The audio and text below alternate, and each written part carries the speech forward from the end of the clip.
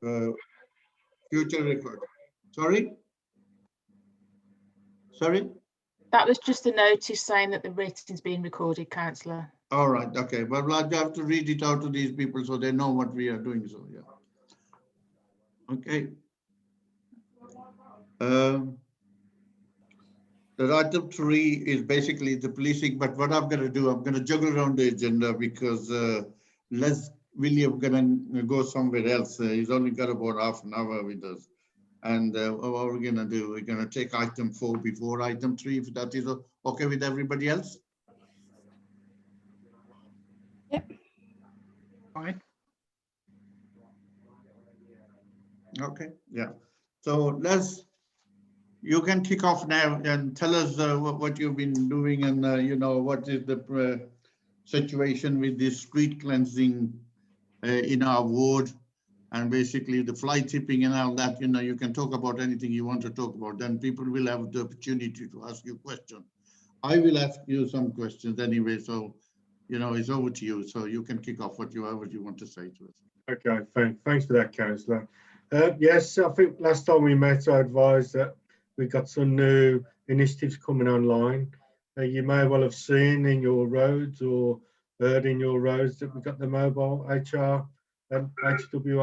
That's it's like a couple of vehicles that come along, take away waste, look to get some recycling and look to get some of the reusable items that people bring. It's been very good. Turnout's been very good. And what we're finding is that residents are bringing some old bric-a-brac, you know, an old vacuum cleaner, stuff like that to dispose of with us. And people are meeting at the back of the truck and it's being reused. People are taking it away, which is really good. Obviously, some stuff does get thrown away, crushed, but any electrical items we do take away to try and reuse. There's a recycling centre over in Tysley. It's attached to the big tip there, and what they've got there now is what they call a bring site. So lots of the items that we pick up, rather than throw them away, if they're of good usable quality, we're sending them over to there, which are being, they might need a lick of paint or tidying up and checked for being electrically stable, and they're being given to less fortunate people in our societies. We're trialling that at the moment. If that works as well as what's shown at the moment, we may well open more centres like that across the city. Obviously, Petty Bar being closed at the moment for the household recycling. We're trying to put more into Petty Bar, Birchfield, the surrounding areas, to try and capture some of that, to try and alleviate some of the travelling, the extra travelling to the tips. The other tips are open, and we are using a booking system. And once you book in, you don't have to wait in the queue like the old days. You just go in at 10:15 if that's your allotted time and take your waste in. Some of the other things we're doing, we got them live now out of Petty Bar. We've got a deep cleaning crew. Now, every road in our wards is checked every month, and the dirtiest roads we're using the deep cleansing crews for. So if we score a road, and it may well be in Birchfield, so that's some background noise. If we get a road that is really dirty, we'll send in our additional crews into that to clean it. We're taking before and after photos to show that it's been effective, and then we're able to maintain that as well. Today, well, just today, we've met with Keep Britain Tidy, which I'm sure everybody's heard about, and we're going into a partnership with them to look at the fly tipping. And some of the things we'll be looking at doing there is, if someone fly tips waste, we're going to treat it like a crime scene. We're going to use like crime scene tape, put it around the fly tipping, and leave it for a couple of days with a sign on it to show this has been tipped, you know, and it's not what we expect from residents and local people. And we'll leave for a couple of days, then we'll come and remove it, obviously. But once we've removed it, we're going to use some temporary stencil paint, and we're going to paint on the site where the dumping or the fly tipping was, that we've removed it, but this is the cost what it could be, and this is the cost what it could be to your community. Money could be spent better ways, other ways, and keep it entirely along with ourselves. They're going to be coming out to some of these hotspots, the fly tipping areas, and doing some door knocking exercises, some educating exercises. And I will say that following that, any fly tipper that continues will go into some enforcement exercises. Lots of people are getting fined now to what they used to be. We're taking a much harder stance. And I haven't got it to hand, Councillor, but I will forward it over to you. The amount of prosecutions that we've done in recent weeks and months, we're taking people to court a lot readily now, with a view of fining for fly tipping, and for the bigger people that do it in their vans, etc. We're looking to retrieve their vans and crush them, and also take them to court with aiming to get the maximum fines possible.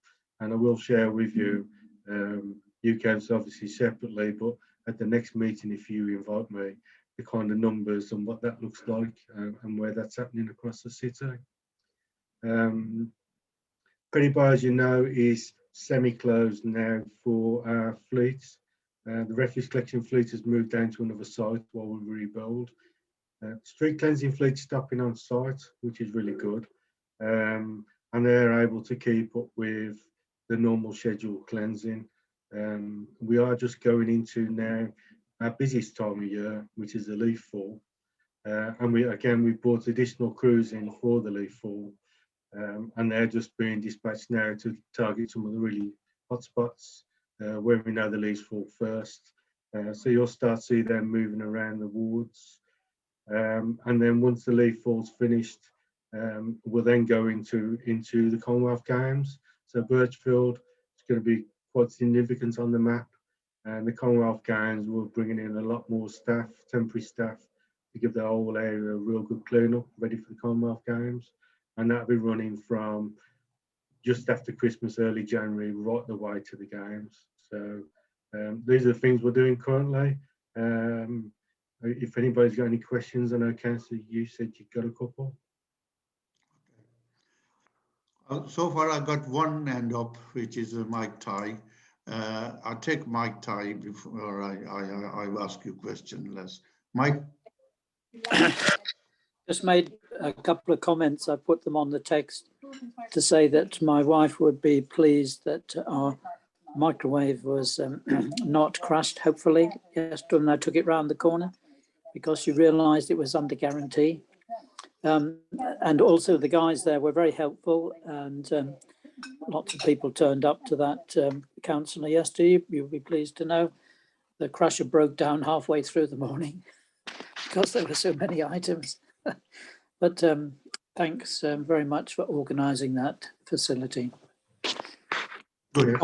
Thanks for that, Michael. It's good to see that we're capturing recycling, and we're getting some really positive feedback about coming out with the mobile HRWCs.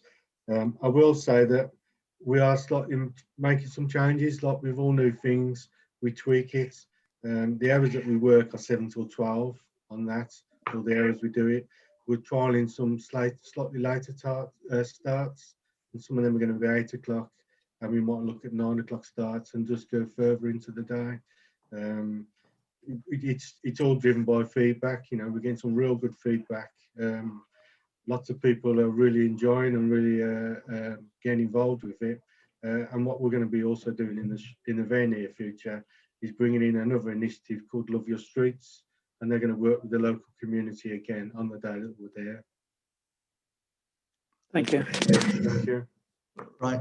I don't see any other hands, Les. I'll just start on positive things first. You know, I think Mike Ty has touched on that, because I saw Mike yesterday, you know, going to that mobile household recycling center. He didn't see me, but I saw him there, and I went there myself. And the lads were very, very helpful, you know, to the people. You know, I did thank them. Also, I did receive some emails at least last week, because we had one last week at North Drive, and I did receive some email, and they were all complimenting basically our department, and also thanking that, you know, they got this facility and they were asking me if this facility can continue. So that's a positive thing. What I would like to ask you,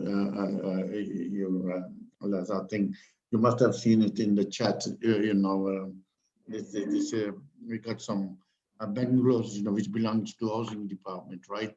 And I did email housing, and housing has referred to the fleet and waste management, right, for them to clear that site. But unfortunately, that site hasn't been cleared and the rubbish is still there.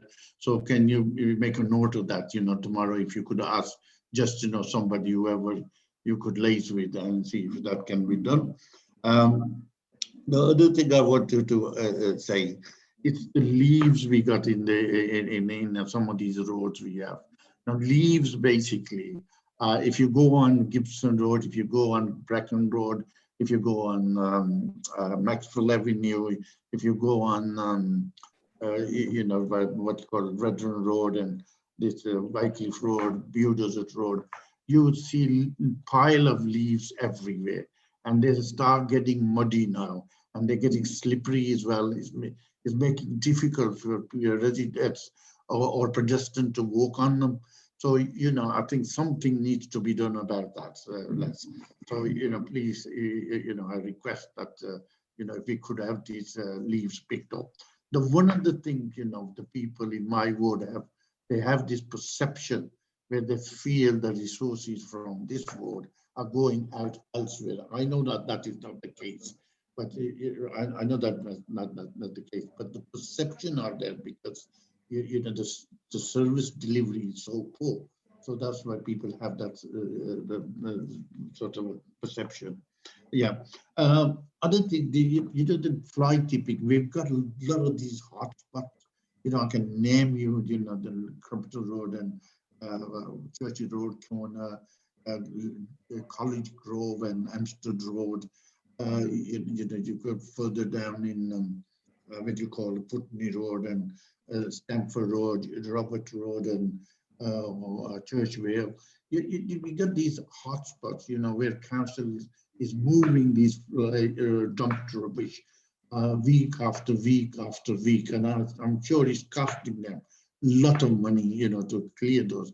Is there any chance we can have cameras around us, you know, or we can request cameras? Because I certainly feel that we need to catch these culprits and prosecute them, because, you know, it's costing council a huge amount of money. That's my other question to you. Basically, mobile recycling center, I got a problem with timing of it.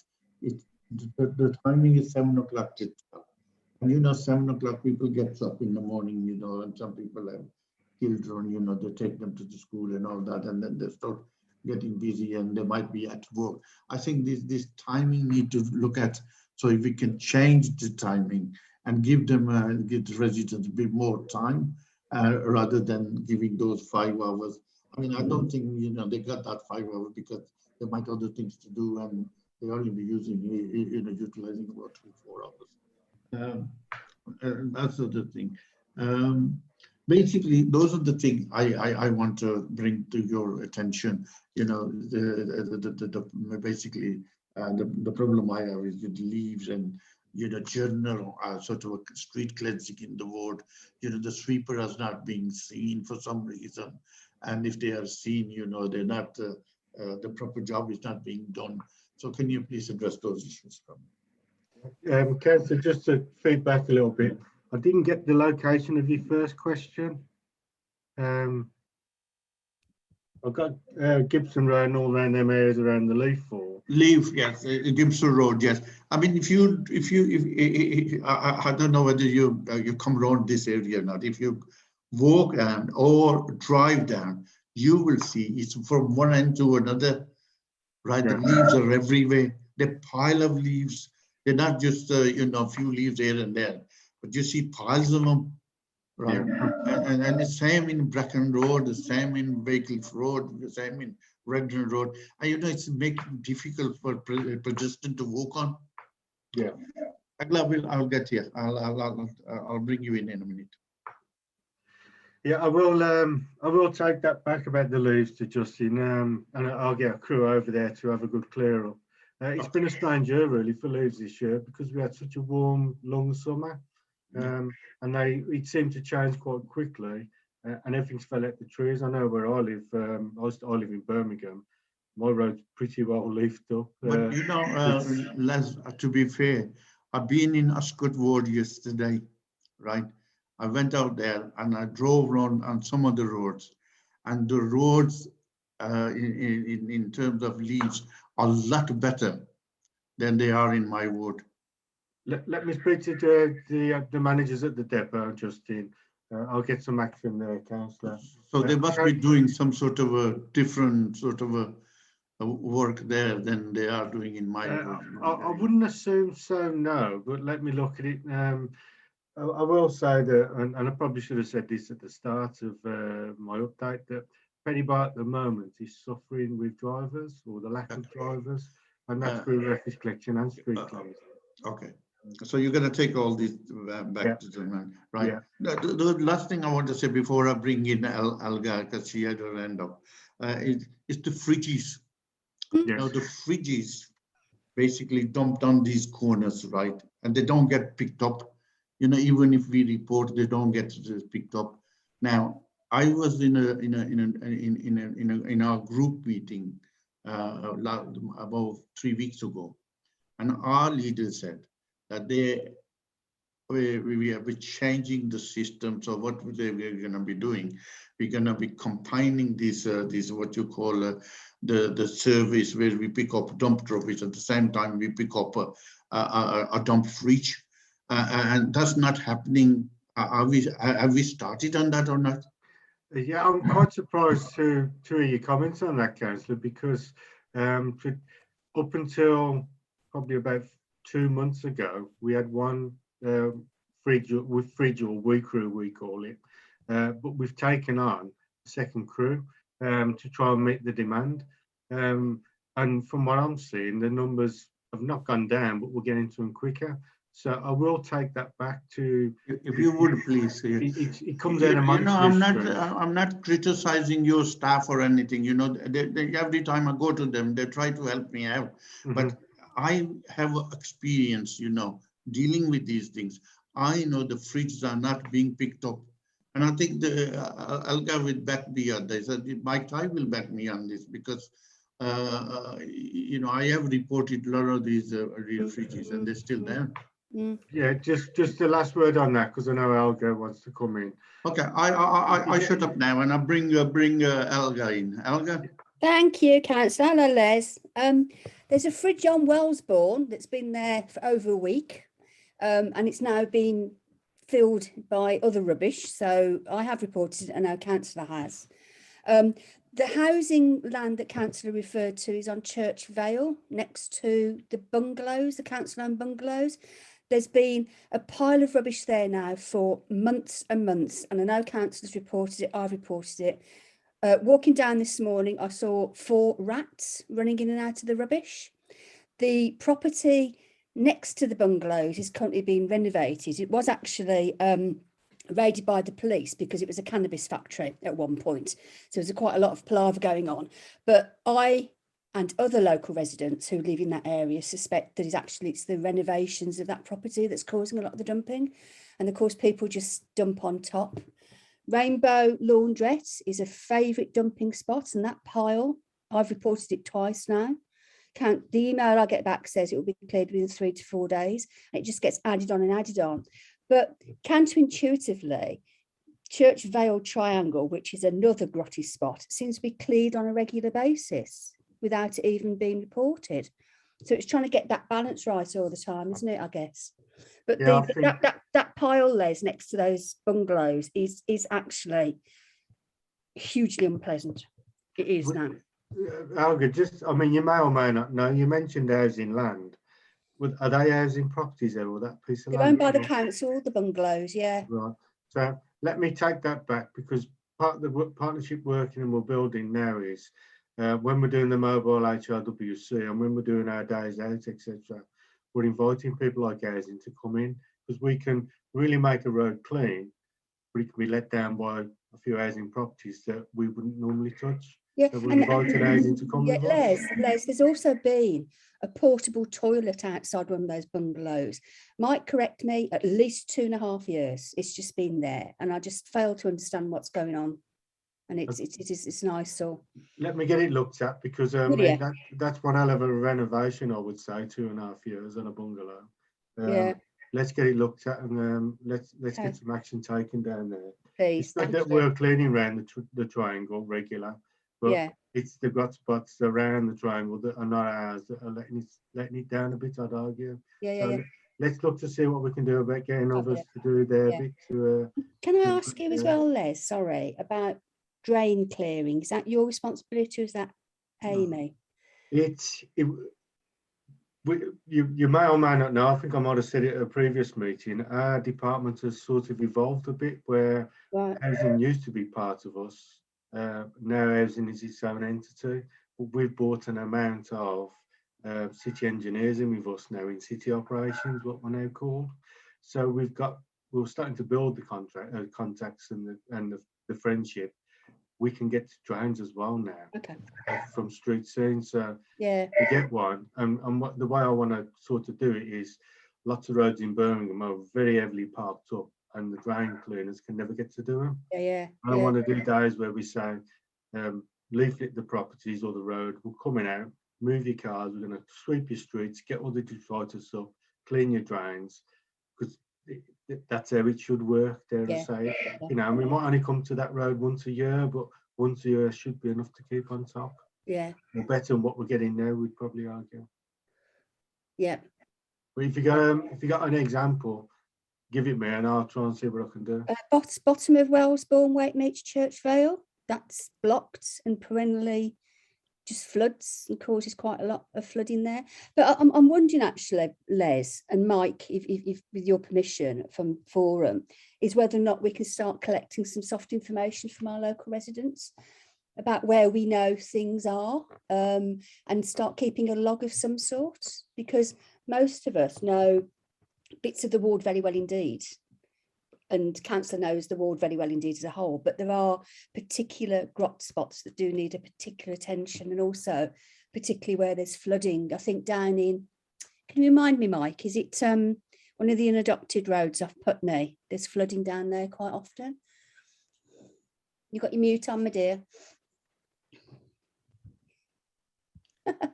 Mike? He's got his mute on. I do that all the time, don't I worry. know, Mike, you got your mute on. Yeah. Avenue, perhaps, is it? Yeah. Yeah. Yes. Yeah. The drain has been cleared there.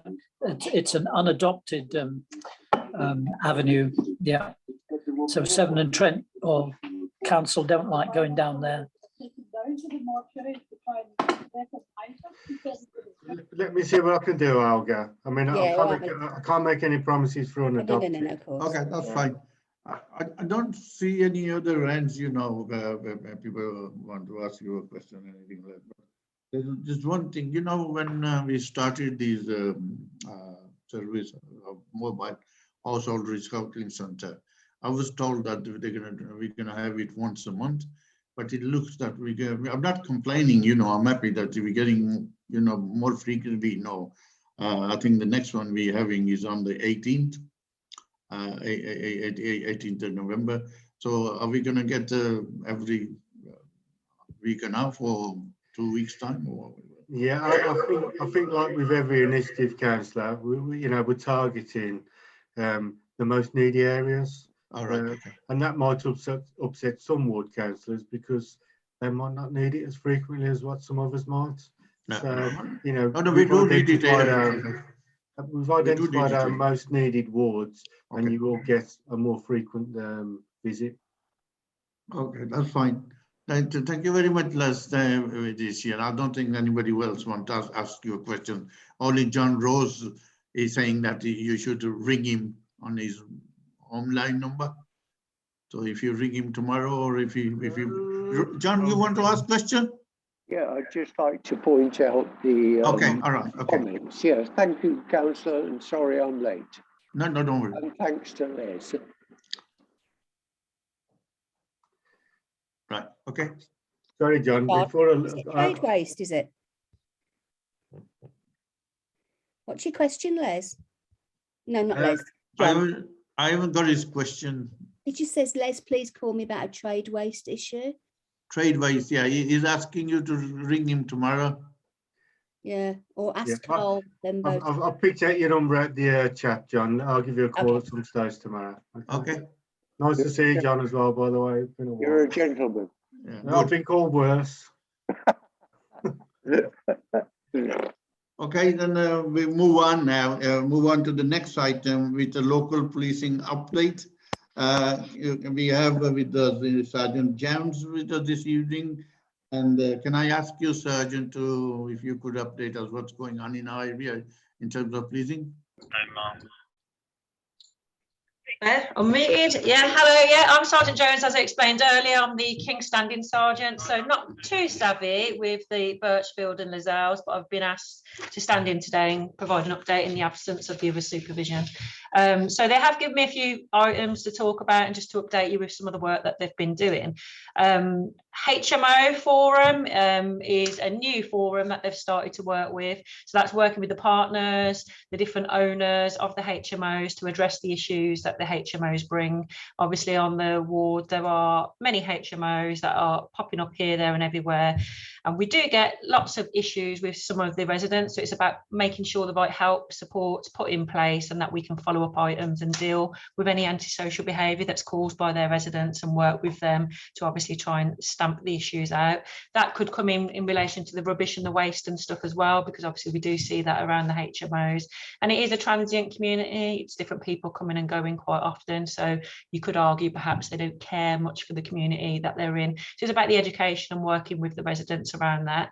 Any issues that we do highlight with any of the residents, there's community protection warnings and notices that are being looked at and issues, and it's a way of curbing behaviour and controlling behaviour of particular troublesome clients, shall we say. We can put on conditions of things we want them to do, inhibitions, things that we can put on our non-associations as well. So if there's particular repeat issues, those are things that we can do, and actually if they breach, so they'll get a warning, they'll get a notice, and if they breach that, they get sent off to court, and it's for the magistrates to deal what their sanction is. I know from previous ones, they've got fines, could be as little as £80 for the first breach. I know on one of mine, second breach, he had an 800 and something pound fine, and we didn't see him out and about again causing issues. So it is a good way of targeting particular individuals who are causing harm in the community, and that's something that they're looking at. Other bits they're doing are connect and build within the community itself. So we have WM Now sign-ups, West Midlands Police sign-ups. Basically, we get people to sign up to a system. I don't know if you're all signed up, and you can get alerts as to what's happening in your community. So you can get the messages that the PCSOs and the PCs send out to the community in relation to any overnight crimes that might have happened, any crime patterns, any information that we want to get out to you. It's a messaging service that we can do. So that's something that I recommend people sign up to. Connect and build. Also, there's the Twitter account, so you can follow your local policing team on Twitter, and you can see the regular updates as to what they're involved in and what they're kind of doing in the community, and you can get involved and comment on that also. Business Watch and Neighbourhood Watch, that's also something that's been set up. There's Business Watch, so the area that I cover, it does border with Birchfield, so we actually have One Stop. So we've been working with the Lascelles and Birchfield team doing joint operations at One Stop as well. We've identified that a lot of the offenders and repeat offenders that are causing antisocial behaviour, shoplifting at the One Stop are local residents, and a lot of the residents, they are coming from the local HMOs as well. So it's about working with the HMOs, working with the businesses there to identify repeat offenders and putting control measures in place, again, like the CPWs. There's also dispersal orders that we can ask for, and our inspector signs up dispersal orders where we can get groups dispersed from locations that are causing us issues. One Stop is one such location that we've had dispersal orders in place for as well, so we can combat the begging issues that's happening around there and order people to go home and not to return to the area. They're also looking at cameras. They're looking to examine different locations around Birchfield where they can get the 4G cameras put up, which will help them with better coverage of the area to combat crime and social behaviour, and just follow up in the area in relation to any issues that's caused. We can perhaps get offenders registrations and stuff on the 4G cameras. And they're also looking at the possibility of a camera in the bus lane. Doesn't tell me which bus lane, but I'm guessing the main bus lane on Birchfield Road. They're looking at putting a robbery initiative in place, which they're going to publicise, for putting out with some literature for the community, just for awareness in relation to cash point robberies. I think they've seen a few cash point robberies on the Birchfield area where people are withdrawing cash and people are targeting the people at the cash points. So they're doing some plainclothes as well as over operations with uniformed officers as well. So you may not always be aware of police activity that's taking place, because we do put officers out in plain clothes as well, obviously with a view to catching offenders at prime locations. Drug dealing patrols, again, they're looking at hotspot areas and deploying strategies around that. Again, it will be a mixture of uniform and plainclothes officers. We do have Operation Fresco and Operation Guardian, which are the knife crime and under 25 violence. With those different operations, we do get extra officers come into our area for patrols. So for example, today we've got 6 extra officers. It's not just the Lizelles, they'll be tasked with Newtown and surrounding areas as well, but we will see extra staff coming into the area by virtue of those operations as well. And then just some of the work around the One Stop, we will bring in other officers as well. So we work with Safer Travel team as well, just to boost our numbers. We've done a very recent operation with the Safer Travel team, and there was a male arrested for public order offences and criminal damage to the bus, where he nicely tried to spit at the bus driver and got it all over the cab instead. And we've also had a couple of positive outcomes, as in we've been able to identify several offenders at the One Stop. It's different offenders, and then they've racially abused the staff there when they've been caught for different offences. So we've done media pleas, and we've managed to get names for the offenders, so they've been held accountable for their actions, and it's in the hands of CPS now to charge, which I'm confident at least one will be charged, and with the hands with CPS whether the second one will. So there's a lot of work being done in the area to obviously combat the issues, and it's a lot of partnership work that they're working on, because they've identified a lot of the violence offences and stuff are happening around the HMOs, and I guess that's just by virtue of the chaotic characters that might be housed in the HMOs and the transient community. So it's about education, training and partnership working to try and combat that. Anybody have any questions that I may or may not be able to answer for you? Councillors, you're on mute. Yeah, there's one here, Chairman. You first, John. Can you ask your question? Thanks, Bobo. BBC Midlands today. And you can read more about this on our Facebook page, where hundreds of you have been commenting about it. Christine, I asked the clerk to notify the inspector who was on the list was coming about a number of questions concerning e-scooters. I wonder if the sergeant has got the beginnings of any response to that. I didn't get most of the first bit, but I've got the last bit where you said about some information with regards to e-scooters. So e-scooters, they've popped up all around the city, and it's the VOI that have that contract. You have to have at least a provisional driving license, and they provide the insurance for that. So there's certain areas what they can legally ride around in. However, all of the scooters that you see that are privately owned, they should be on private land with the landowner's permission. So any of those on the roads, they are committing offences. And a supplementary to that is, you know, the enforcement and who's actually to enforce. over 100,000 people in the sector, and the figures at the moment indicate we're losing them faster than we're recruiting. The owner said that yesterday, and he's lost. That's very broken for me. I didn't get most of that, but I'm thinking you're asking around the enforcement. So the enforcement, the practical issues of the enforcement is it relies on the person to stop. So we've had many of e-scooters and they're off and they're zipping away, and we've got no chance of stopping them, unfortunately. I guess a lot of it, when it first came out, it was more around education and educating people as to what offences they are committing. I know our team, we've took one so far, we've taken one, and they've been processed for the traffic offences, which are driving otherwise in accordance with a licence and no insurance, but it relies on the person to stop, so therein lies our issue. But Okay. presumably, Councillor and Sergeant, Voy, the operator, knows who the most recent user was, and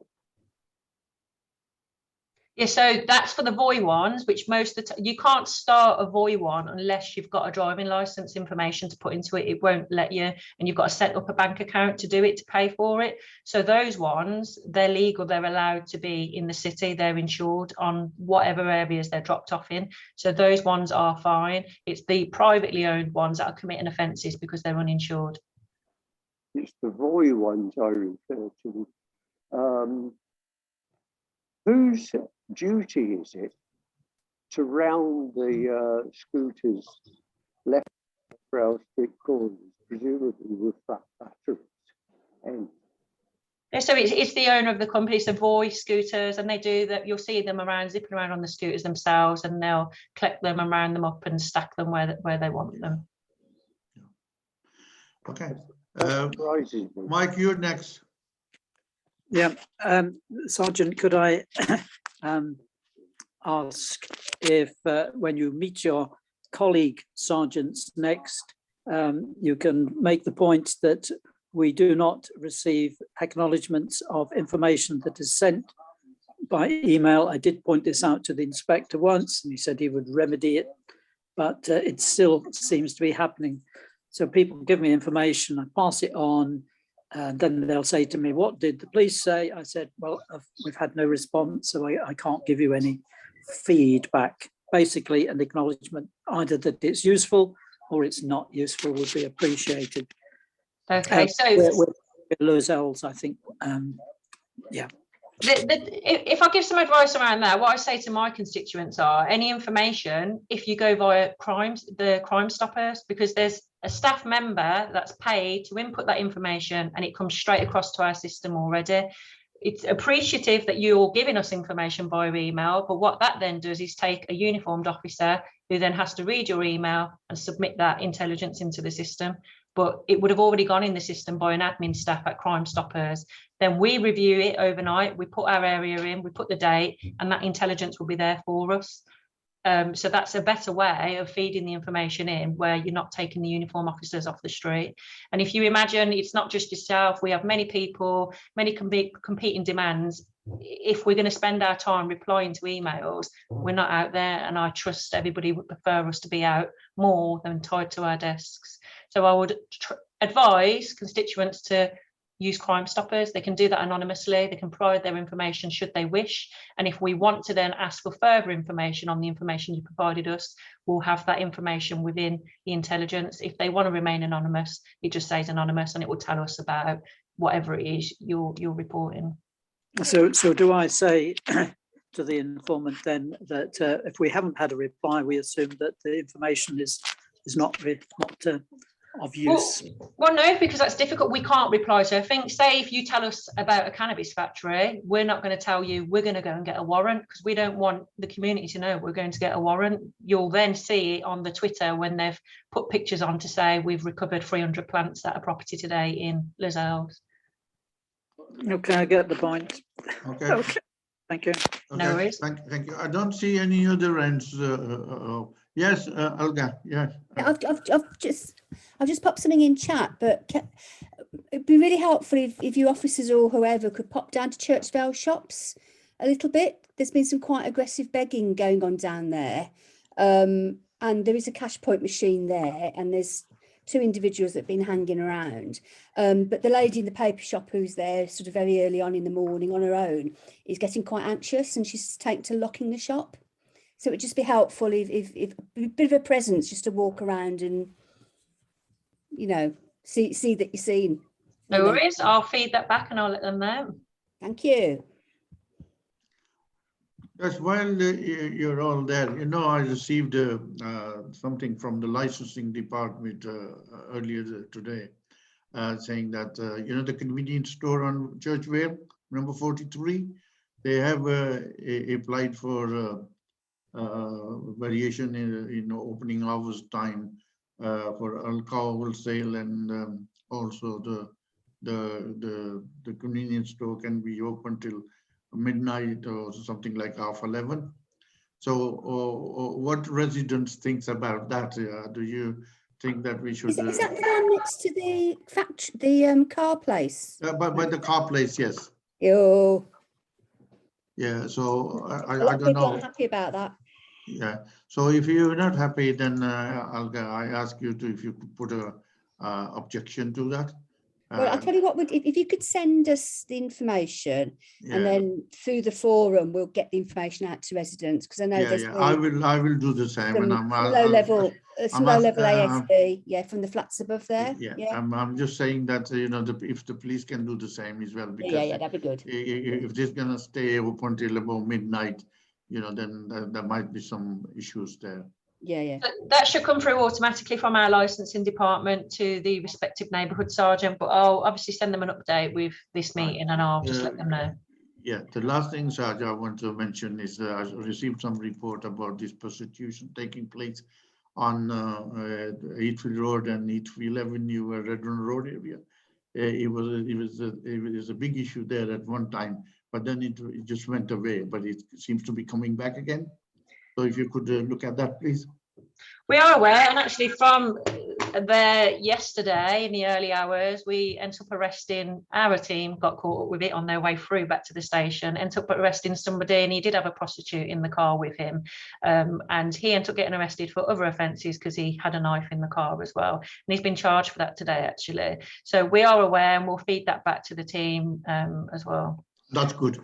With this, can I thank you, Sarge, for attending this meeting and giving us this update and answering some of the questions we have asked you. Thank you. You're welcome. Thank you. Indeed. Yeah. So we go to the next item, which is for residents.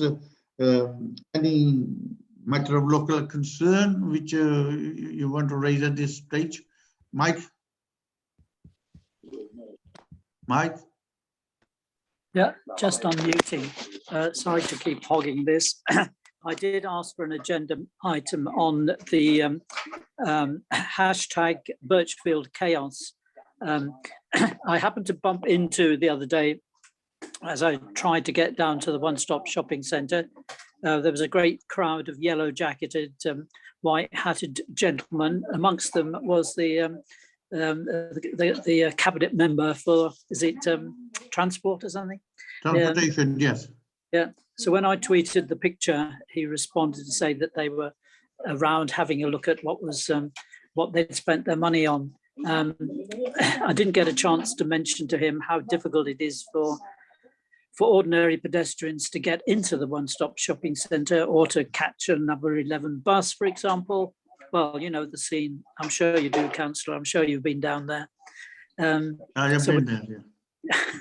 I just wondered how we could get this addressed, since I did. I think, Mike, what we're going to do at the next meeting, we invite somebody from the transportation to give us an update on that. Okay. All right. But in the meantime, what could happen? Well, well, you know, I don't think they can do a great deal with that, because there's a lot of work going on there. Right, because of the work is going on, and they have, you know, reduced the lines of traffic which people are using, and because of that, you know, the traffic is building up. So I don't think there's much they can do. But as I said, you know, I can ask somebody to look at it. Okay. Yeah, Alga. Yeah, can I just ask Councillor, can you find out how long the number 11 bus is going to be on divert? I think if we can have this at as agenda item for the next meeting, we can have two, one from the transportation and one for the number 11 bus has been careering down at speed up and down the speed humps, as you know, on Churchill Road. The shaking of the houses is horrendous. Somebody's wing mirror was taken off by a passing bus. I did write to them, you know, I did write to them some time ago, right, when they first started it. And they did say to me that it's only a temporary arrangements, it's not a permanent arrangements. But how long is temporary? I don't know. They Exactly. didn't give me the time scale. Yeah, I should imagine it's until they've completed the work. But as I said, you know, if we can get somebody to attend our meeting, and then you can all ask all these questions to them, and they will should be able to answer them. Yeah, good. Okay. Thank you. Anyone else? No. With this, we move on to the last item, which is section 106 and the community levy. Andrew, Chairman. Sorry. Andrew's got his hand up. Andrew and Tom. Yeah, it was just related to the last item, really, Councillor Hussain. And I've had people, you know, have been coming out of One Stop Shopping Centre, and they've been complaining that the signage in terms of the temporary bus stops, they haven't a clue where the bus stops are. There are no shelters. And so I think it really is important that we get some information on the time scale that this is going to happen over, because, you know, if this is going to go on over the winter period and we've got people waiting at bus stops with no shelter and you know, clueless as to exactly where, you know, which bus stops, where the bus stops are, you know, I think it does need addressing. So I think if we could get someone from National Express or West Midlands Travel to attend. Andrew, if I ask you to drop me an email, right? Yeah. On those lines. Then I'll see. I can write to someone, you know, and say, well, this is the complaints I've been receiving from the residents. Yeah, fine. Okay, thank you. Rebecca, are you with us? I am. Hello. Hello. How are you? I'm not too bad, thank you. How are you, Councillor? I'm very fine. Thank you very much, Rebecca. Good, so good. You basically what we have troubled you for, because I did mention before start of the meeting to Leslie that some time back I have spoken to Neil, and I said to him that find out if we got any money of section 106 somewhere lying in the pot, and he did come back, and you know we were told that there's a couple of £100,000 is lying about somewhere. But since then, I haven't heard nothing. What happened to that money? Okay. And I just wanted to know how we gonna utilize that money in our ward. Okay. So, Councillor Hussain, I've put together a little presentation. I'm not going to talk for very long, so don't worry. But I don't think I'm going to say anything that's going to make you jump up and down with excitement, if I'm honest. Okay. Because I don't think what I'm not going to do is give you any great news about money that's available. What I am going to do is explain what section 106s there are in the ward, what they are allocated for, and how section 106 is derived, so that particularly you could think about the use of the ward plan in future to identify opportunities for section 106. So I won't speak for very long, but just to summarise, so section 106 is a legal agreement, and it's an obligation on the developer to mitigate the impact of their development where that can't be done through a planning condition. It has to meet certain tests, technically the regulation 112 tests, but it has to be necessary to make the development acceptable. It has to be directly related to the development, and it has to be fair and reasonable in scale. So, you know, you can't have something that's big. You can't be asking through section 106 for something that's huge when you're only building a small number of homes or something. You know, it has to be related in scale. It also has to be sort of set out, not necessarily the exact detail of it in the development plan, but it has to be something that is in keeping with what the development plan sets out. So there has to be a justification and an evidence base for the requirement.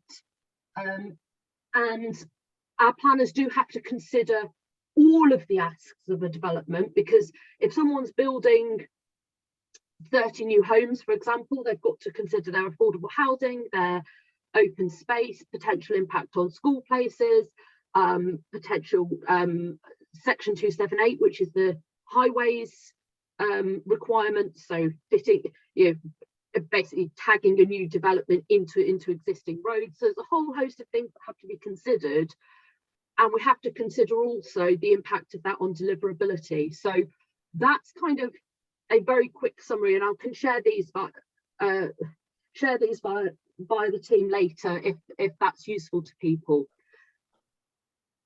Now, I don't know why I put 4 agreements are currently live, because you can clearly see that. Don't know what I've done there, sorry. Can you still see my screen? Yeah. You can clearly see there's only 3, so I've started off with a bit of a mistake there. There are actually only 3 agreements that are currently live that relate to Birchfield Ward. I haven't done a trail of checking that there's nothing around the edges that slightly overlaps, but this was the section 106 team pulled this out for me, and this is the 3 agreements that are in place. There's one at Holmeswood Close, which is committed to delivering work in Handsworth Park. You're aware, of course, of the Victoria Jubilee allotment site. So to briefly update you on that, there wasn't a financial sum received by the council other than the maintenance sum for the open space, but the requirement was for the developer to deliver the scheme. So that's a perfectly normal approach, in the same way that the requirement would be for the developer to deliver affordable housing, or the developer to deliver a green space within a large development. It's perfectly normal for the developer to be obliged to deliver the required obligations. The play equipment and open space conditions have been, or obligations have been discharged in relation to that site. I spoke earlier to a colleague from education who's managing the pavilion element of this. They actually went out and did an inspection last week, and she had been hoping that the outcome of the inspection was, it's pretty much there, let's agree a handover date. But unfortunately she was disappointed. There were a number of defects that need to be corrected, and they're going back out to inspect in a couple of weeks' time. So that was Emma Bourne from education, and Councillor Mahmood, she suggested that she will let you know when she's had that update, when she's had that further meeting, and she can update you directly on that. The third agreement within the Birchfield ward is in relation to Livingston House, which is on Livingston Road, as you may have guessed, or probably know it well. This was a non-financial contribution, again, related to travel cards and community access for what I believe from reading the agreement is meeting room or community space. Those 3, apologies, are the only live section 106 agreements in Birchfield ward at the moment. Clearly, any money or obligation is related to development. So where there is not development that triggers the section 106, there is no ability to generate section 106. So there are certain wards where more development happens, and so section 106 there is more section 106, either financial or in terms of other deliverables. So that's kind of my summary. I'll just have a quick look at the chat.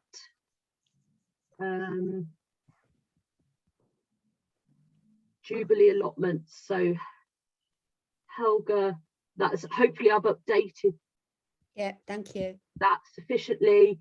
Thank you, Rebecca. Michael, thank you. I was a bit confused when I was looking for Livingston House. I'm glad it's Grand Square because that's the one I found. And then the other one is the other comment there is from Tom, so it's not related. It is about the transport problems. So Councillor Mahmood, I'm sorry I haven't come with better news. I wish I could have done, but that is the position. I'm happy to take any comments, but obviously in the absence of development that generates a Section 106 agreement, there's the limited capacity to access it. Rebecca, I'm gonna get Tom in because I think he put something in the chat saying that he's being ignored. You know, I'm not trying to ignore anybody, but I didn't see his hand before he got his hand up. Tom, can you ask a question or make a comment? Yes, I put that point just to gain attention, actually. I am just going to continue on from what Andrew said regarding the buses.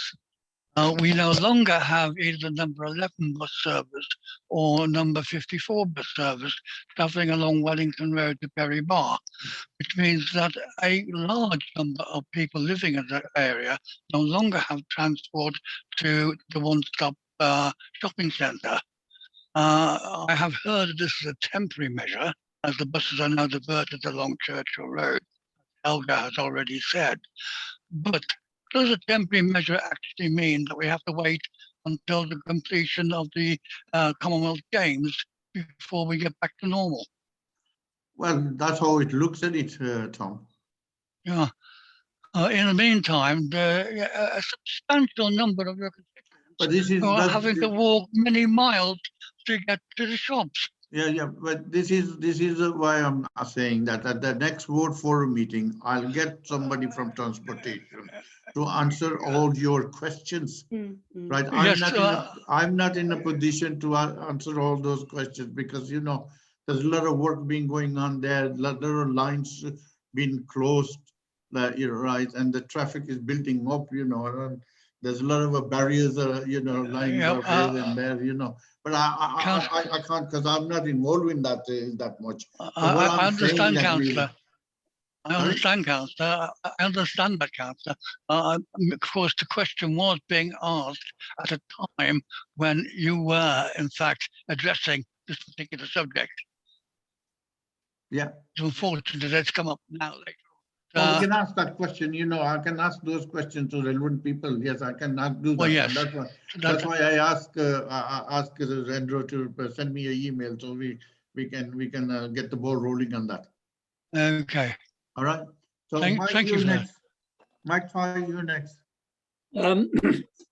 Rebecca, you're still around? Yes. I am. Hi.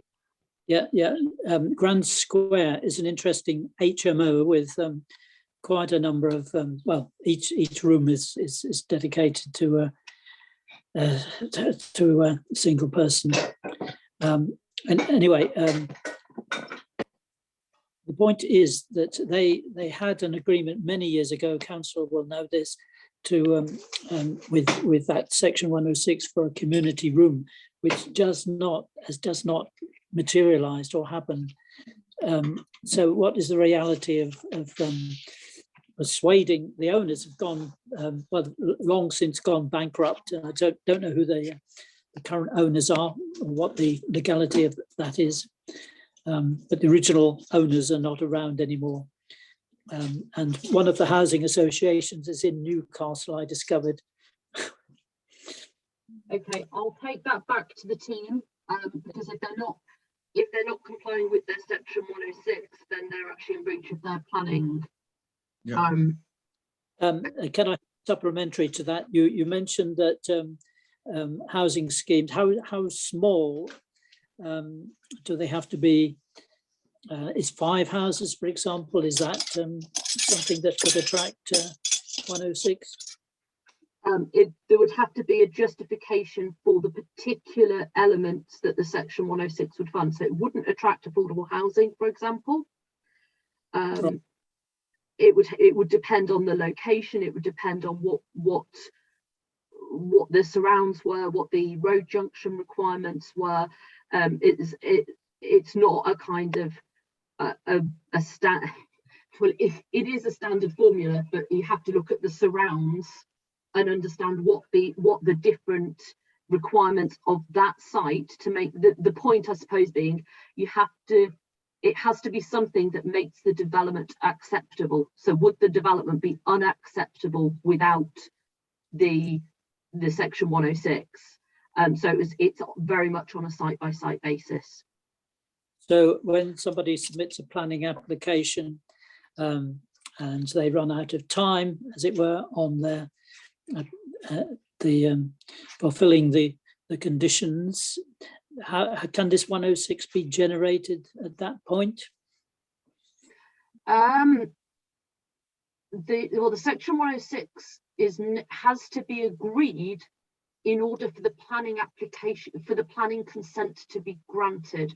So you'll often see applications that go to committee that will be approved subject to the signing of a section 106. Yeah. So their consent does not exist until they have a section 106, if a section 106 is necessary for the scheme. I'm just trying to get my head around the mechanics of how you could do a retrospective 106, because the section 106 is an agreement. It's not, it has to be signed by both parties. It's a legal agreement. It's not something the council can impose onto someone. If they are in breach of their planning conditions, then that is an enforcement matter. Okay. Okay, thank you. I'm looking for retrospective permission. John Rose got his hand up now. John Rose, John. Yes, Councillor, this may or may not be one for Rebecca, but you know, she knows the score. Is to express a concern about the apparent lack of teeth in the enforcement issue. You know, the Church Vale planter, sort of adopted by Handsworth Helping Hands, has been vandalised by the adjacent landowner. There's a condition in the planning consent for the extension of the premises, 73 Robert Road, that the landowner restore the planter to what it was. I have alerted this to planning enforcement. Nothing seems to be happening. What's the advice? Can you tell me, sorry, John, I slightly missed the name of the road. It was 73 something road. 73 Robert Road. Robert Road. That's what I wrote down, and then I questioned myself. Let me drop a note to the enforcement team and check where they are with it. Thank you. Okay, with this, Rebecca, you know, you were saying that under the clause, we got this section 100 money, which is over £100,000, right? And they're supposed to be using that for some recreation work in Andrews Park. Yeah. Can we use that money somewhere else in the ward, or not without renegotiating the section 106? But it's contractually committed through the landscape practice group. It's it's all but spent. It's contractually committed. Right. Okay. So it sounds like it would be. Okay, that's clarified. That's okay. Yeah. Right. But this can I thank you, Rebecca, for coming and giving us update on this, and I think it's very helpful. Thank you very much, and give my regards to your other half as well. Yes, and say hello to him. Yeah. Thank you for attending. No problem. I'm going to drop off now. Right, and I just at this stage, I'm just going to thank everybody, the police sergeant, everybody, Carla, and all the residents who are attending this meeting this evening. Thank you very much for your attendance, and I hope that you found this meeting useful. Thank you very much, and have a nice evening. Bye. Okay, sorry.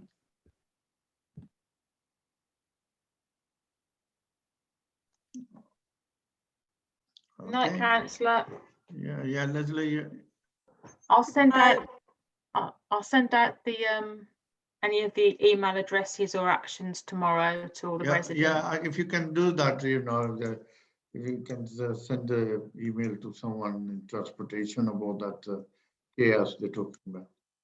That's for that. Have you got a date for your next meeting? Have you got anything? I haven't, but I'll discuss with you.